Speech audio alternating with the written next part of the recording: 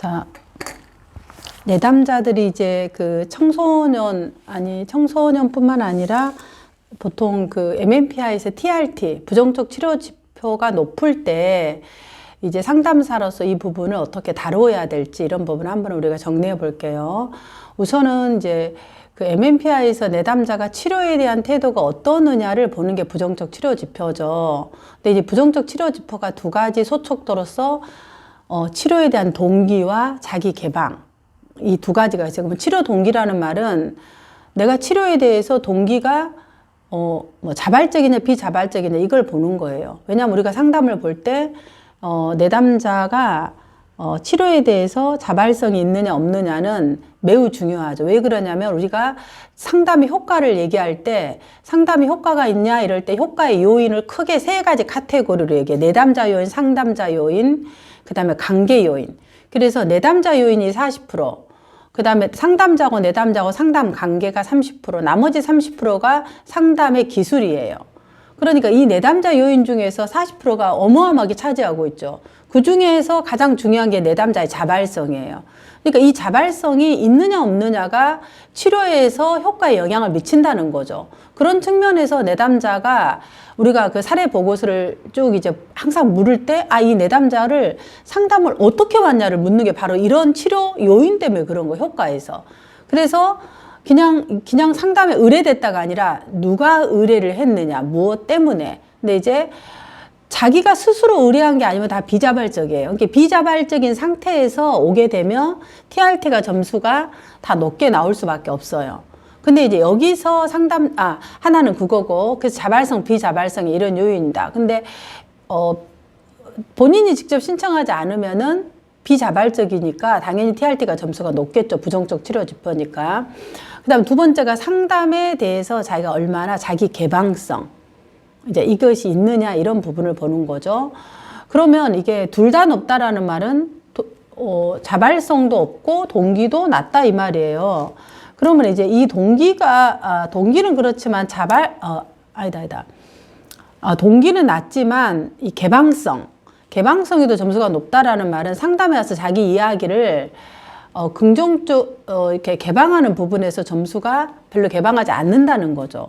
그러면 이게 비자발적인 내담자가 그럴 수 있는데, 비자발적이니까 당연히 여기서 끝나는 게 아니라 상담자가 확인해 봐야 될 게, 이 내담자의 기질적으로 본인이 낯선 환경이나 낯선 사람에게 자기를 개방하는 것들이 좀 시간이 걸리는 내담자가 있어요. 그래서 그런 부분을 확인하는 것도 도움이 된다. 그게 이제 TCI죠. 그래서 TCI에서 HA를 보면은 위험회피, 기질적인 측면에서 HA가 90 이상, 90, 100, 80, 70 이상이 되면은 높은 점수예요. 그러면은 이 기질적인 부분에서 위험회피에서 다 예기불안, 낯선 상황에 대한 두려움, 그 다음에 또 낯선 사람에 대한 회피, 그 다음에 지침, 이런 부분이잖아요. 그러니까 내가 낯선 사람에게 내 마음을 개방하는 것이 기질적으로 어려운 거야, 불확실한 거. 새로운 환경에서 내가 모르는 사람한테 와서 상담받는다는 것만큼 불확실한 상황이 어디 있어요.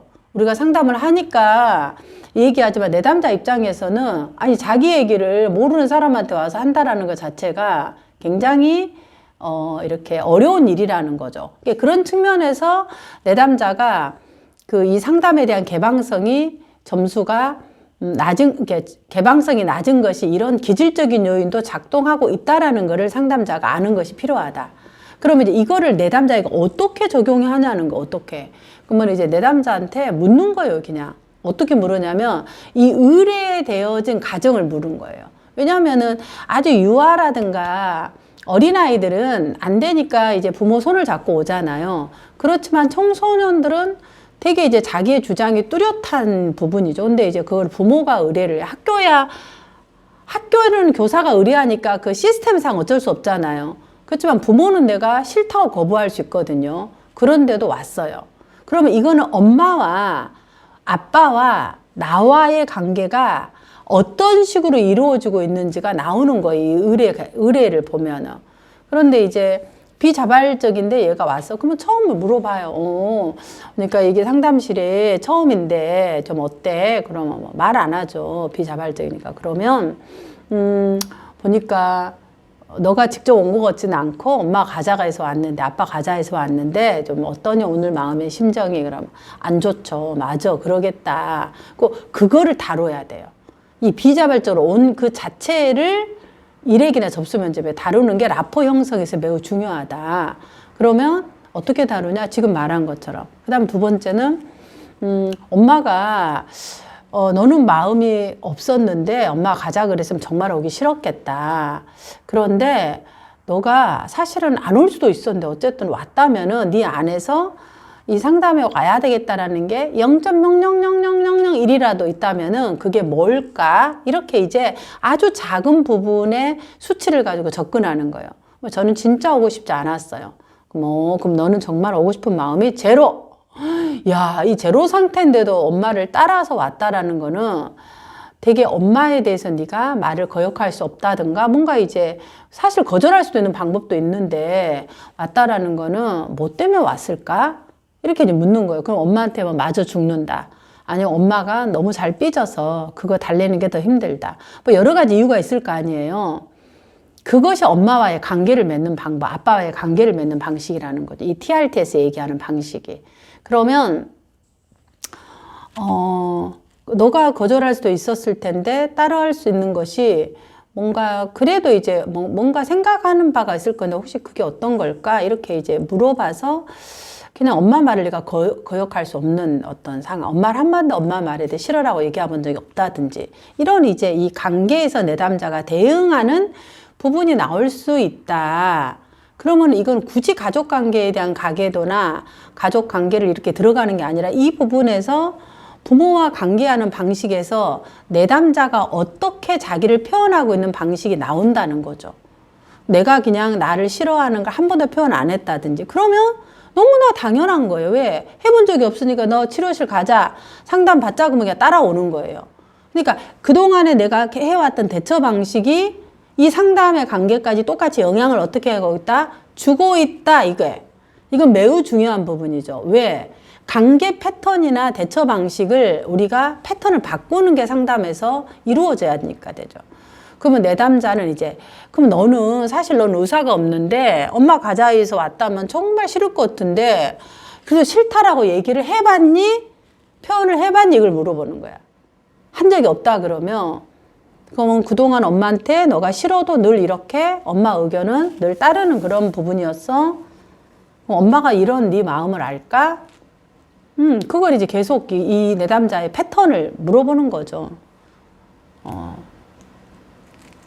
그러면 선생님도 고민이 되네. 너는 의사가 하나도 없는데 엄마 때문에 왔다 그러면 뭔가 이제 너 안에도 0.0000001이라도 있어야 선생님하고 뭔가를 할 텐데 선생님이 고민이 된다. 이렇게 이제 그냥 솔직하게 얘기를 하세요. 고민이 된다. 그럼 우리가 고민된다 그러면은요.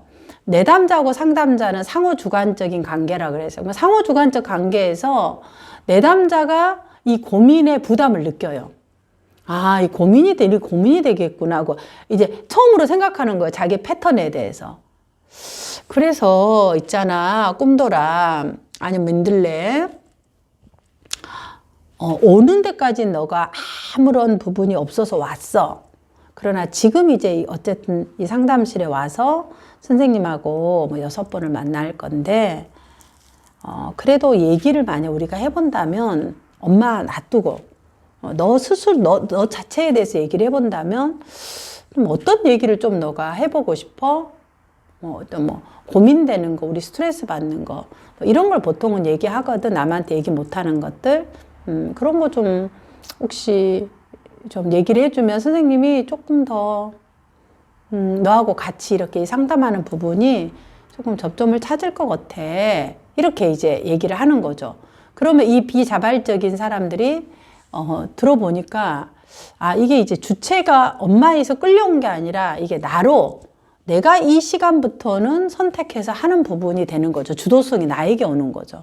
그래서 비자발적인 것이 자발적인 내담자로 변화보다 이동시키는 보다 이동되는 그런 지점으로 될 수 있어요.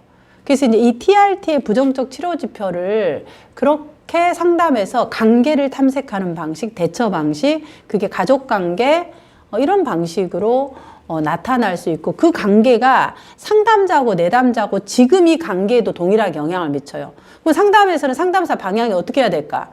이 내담자가 자기가 주도적으로 할 수 있도록 이 상담에서 방향을 잡아야 되겠다가 우선 큰 맥락에서 나오겠죠. 상담과 내담자 관계에 대한 부분을 우리가 추론할 수 있겠다. 두 번째는 이 내담자가 싫어라는 자기의 인생에서 내가 주도적으로 내 안에 있는 것들을 얘기해보는 경험이 되게 중요하겠다. 그래서 조금 상담사가 조급해하지 않고 기다려주면서 얘가 선택할 수 있도록 하는 이런 것들이 정말 중요한 치료적 요인이 되겠다. 이렇게 이 TRT를 상담에서의 치료적 요인으로 가져가는 방식을 고려할 수 있을 것 같습니다. 나머지는 이제 내담자하고 이야기들을 해보면서 그 이야기가 어떻게 이제 풀어나가고 또 내담자가 어떻게 이야기를 해 나가고 확장하는지 이런 부분들을 이제 그 이야기 속에서 같이 해 나가면 될 것으로 보아집니다.